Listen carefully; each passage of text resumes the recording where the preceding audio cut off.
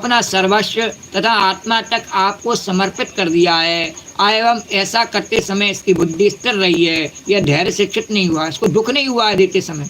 देना उसी का है, चाहे भले ही कुछ भी नहीं दे, पर देते समय उसने एक अठन्नी भी दी और उसको दुख हो गया, 1 रुपया भी दिया उसको दुख हो गया, तो वो देना बेकार है। चाहे भले ही 10 दे, 50 दे, 1000 दे, पर उसको दुख नहीं होवे, लाख दे, करोड़ दे, दुख नहीं होगा उसको बिल्कुल भी। तब देना उसका देना होता है। और दुख हो गया, जरा सा एक कौर भी किसी को खिला दिया तो उसको दुख हो गया कि अरे मेरा कम हो गया, तो उसका देना बेकार, और देना ही नहीं चाहिए उसको। ऐसे कृपण को देना बेकार है, उसका जो ले लेता है वह भी दुखी होता है। तो यत्पारयोर सठरी सलिलम प्रदाय दूरवांकरैपि विरभाय सत्यम समर्याम सपर्यम और अप्युत्तमां गतिमसो भजते त्रिलोक्यम दास्वान विक्लव मना कथमार्ति मृच्छे दास्वान विक्लव मना कथमार्ति मृच्छेत। प्रभु, जो मनुष्य सच्चे हृदय से कृपणता छोड़ करके आपके चरणों में जल का अर्घ्य देता है, बोले कुछ नहीं तो भगवान को जल का अर्घ्य दे दियो, आप पे कुछ नहीं है, भगवान कहते हैं कोई बात नहीं, तो क्या भगवान को बस जल का अर्घ्य दे दे, कृपणता छोड़ करके, कृपणता लोभ छोड़ करके। तेरे पास जल है नहीं, जल दे दे, बस लोभ नहीं होना चाहिए।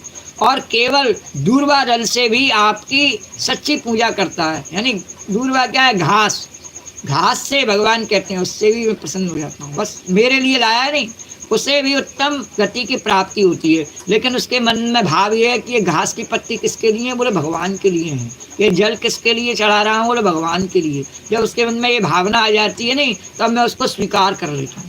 और वैसे वो खूब सारे पकवान बनावे, 56 भोग बनावे, और उसके मन में ये भावना नहीं आवे कि भगवान के लिए, उसके मन में भावना रहे कि बनाने के बाद में फला फला जगह जिन्होंने चंदा दिया है उनको ये प्रसाद भेजना है, पैकिंग करके डिब्बे बनाने हैं, और इतना हमें जो दर्शन करने आएंगे उनको बांटना है, इतना ऐसे अपने कार्यकर्ताओं को देना है। तो उसके मन में भगवान के लिए कहीं है ही नहीं भाव। और भले ही हमारे पास में घास है, फूस है, पत्ती है, तिनका है, कुछ भी है, बोले ये भगवान के लिए है, उसी समय भगवान उसे स्वीकार कर लेते हैं। बोलो द्वारकाधीश भगवान की जय। और कहा कि जो प्रसन्नता से धैर्य स्थिरता पूर्वक अपने आप को इसने त्रिलोकी का दान कर दिया है, तब यह दुख का भागी कैसे हो सकता है। श्री कृष्ण गोविंद हरे मुरारी, हे नाथ नारायण वासुदेवाय।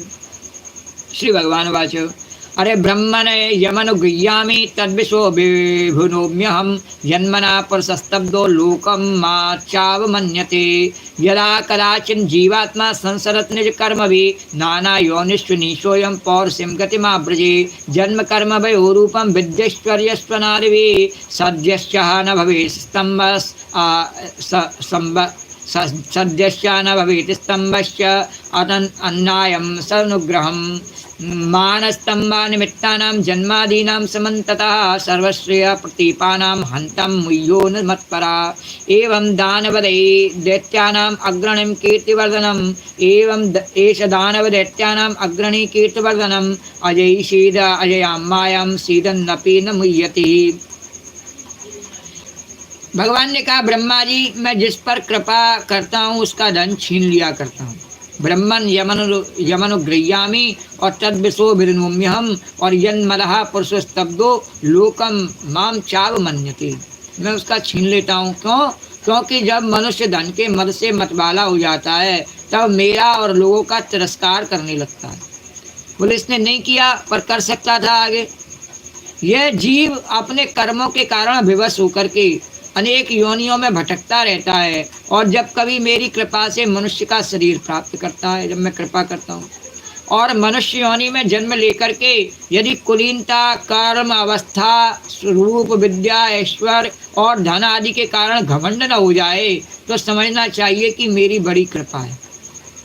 कुलीनता आदि बहुत सी ऐसे कारण हैं जो अभिमान और जड़ता आदि उत्पन्न करके मनुष्य को कल्याण के समस्त साधनों से वंचित कर देते हैं, परंतु जो मेरे शरणागत होते हैं वे इनसे मोहित नहीं होते।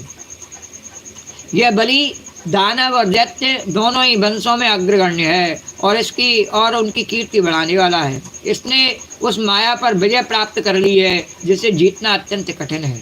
और तुम देख ही रहे हो, इतना दुख भोगने पर भी यह मोहित नहीं हुआ है। मैंने बलि का सब कुछ छीन लिया, पर ये अभी तक मोहित नहीं हुआ।